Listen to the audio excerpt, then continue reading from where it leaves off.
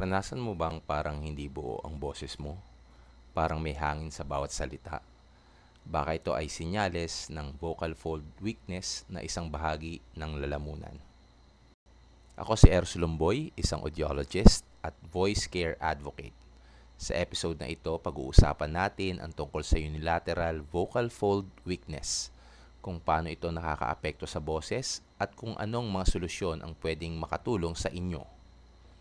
Kung gusto mong mas maintindihan ang kondisyon ng inyong boses, i-like at i-subscribe ang aming channel.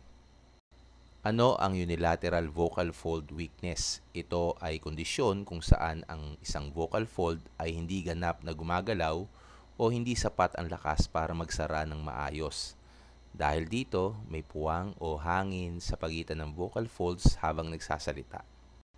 Mga simptomas ng vocal fold weakness, syempre nandiyan yung mahinang boses, parang breathy ang boses, hirap magsalita ng mahaba o malakas, pagkapagod sa boses kahit konting salita pa lang. Ano ba ang mga karaniwang sanhi? Pwedeng galing sa mga dating infection, stress sa vocal folds, iba pang kondisyon na nakakaapekto sa nerve function. Ano-ano ang mga pwede mong gawin? Una, voice assessment mula sa ENT or speech therapist. Pangalawa, voice therapy para sa palakasin ang voice control.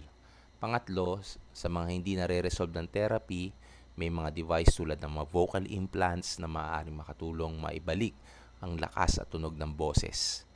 Para sa iba pang mga impormasyon, please visit our website www.eroslomboy.com. Tignan din ang aming mga inirekomendang tools mula sa hearing aids hanggang vocal implants para sa mas malinaw na boses at pandinig.